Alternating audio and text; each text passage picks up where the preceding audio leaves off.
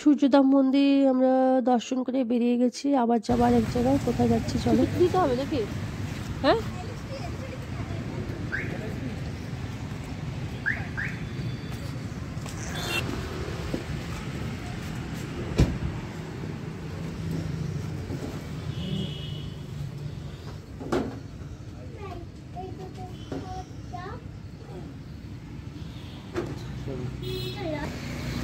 তো আমরা চলে এসেছি মন্দিরে, কিন্তু ঢোকার আগে জুতো খুলতে হয়, আমরা তো জানি না। তো আমরা ঢুকে যাচ্ছিলাম, তো সেই মুহূর্তে আমার পিছন থেকে ডেকে জুতোটা খুলে আসলাম আর কি। জুতো রেখে ঢুকতে হয়। তো চলো মন্দিরটা তো তোমাদের দেখিয়ে দিই। দিনের বেলা আসলে ভালো হতো, কিন্তু কিছু করার নেই। পাপার আজকে হাফবেলা কাজ হয়ে গেছে, তো তারপরে আমরা লাঞ্চ ফাঞ্চ করেই বেরিয়েছি। তো চলো,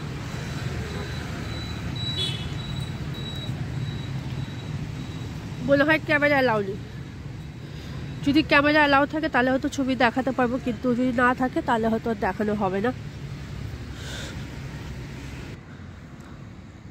এখানে লেখা আছে শ্রী সাই সেন্টার।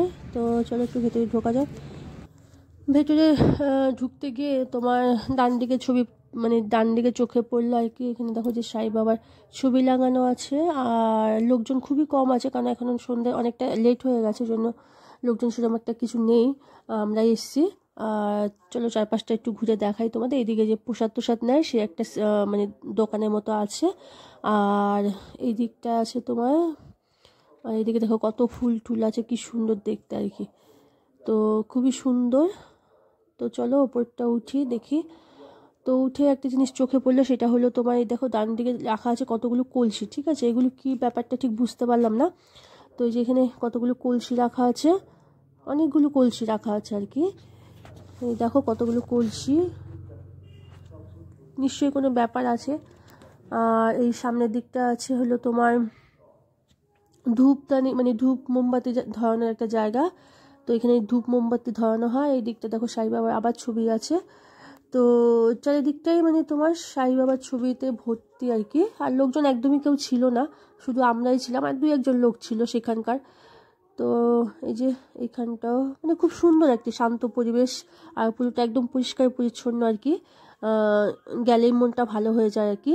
আর এই দিকটা দেখো কি আছে, চোখ পড়েছে, দেখো কি অপূর্ব সুন্দর। ঠিক আছে, ফুলগুলো দেখেই একদম দিনের বেলা আসলে না আরও বেশি ভালো লাগতো আর কি। রাতের সৌন্দর্য যদিও আলাদা, আর দিনের বেলা সৌন্দর্য আলাদা।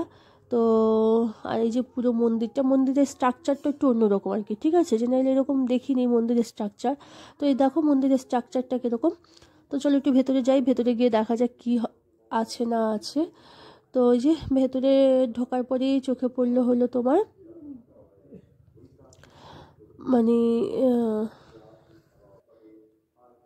ঢোকার আগে তোমাদের আরেকটা জিনিস দেখিয়ে দিই। তো যেদিকে দেখাচ্ছি সেদিকেই শুধু ফুল, দেখেছো কত বড় বড় গাঁদা ফুল, কি সুন্দর লাগছে দেখতে। প্রত্যেকটা গাছ একই সাইজ, ঠিক আছে, আর প্রত্যেকটা গাছে অনেক বড় বড় ফুল ফুটেছে। তো এই যে এটা হলো বোধহয় সাই বাবার চরণ, আর এখানে একটা বিছানা করা আছে সুন্দর আর কি। তো চলো এবার ভেতরে ঢোকা যাক। ভেতরে সেরকম একটা কিছু নেই, তবে বিশাল বড় হলঘর। ঠিক আছে, দেখেছো বারান্দাটা কত লম্বা, মানে এরকম সাইজের বিশাল হলঘর। তো এই হলঘরে এখন আমরা ঢুকবো। তো চলো দেখি।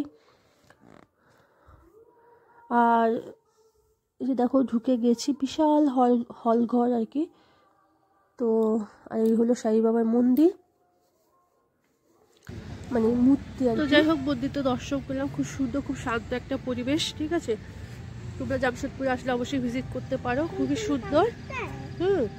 আর ফুলগুলো তো অপূর্ব সুন্দর। তো চলো ছবি তুলে বসে দাঁড়াতে দাঁড়া, ছবি তুলে আবার বোকা দেবে।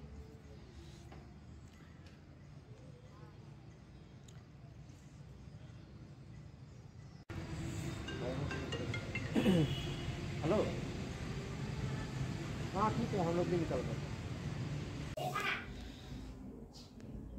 তো এই জাস্ট হোটেলে ঢুকলাম আর কি, রুমে ঢুকলাম। তো খুব ভালোই ঘুরলাম, এসে ওর পাপার হাফবেলা কাজ হয়ে গেছে, একটু টাইম পেয়েছে, মানে একটু ঘুরেও আসলাম। তো চলো একটু ফ্রেশ ফ্রেশ হই। তো আজকের মতো টাটা, সবাই ভালো থেকে সুস্থ থাকবে। যে সকল নতুন যারা দেখছো তারা চ্যানেলটিকে অবশ্যই সাবস্ক্রাইব করো। তোমরা জামশেদপুরে আসলে কিন্তু এই জায়গাগুলো ভিজিট করতে পারো।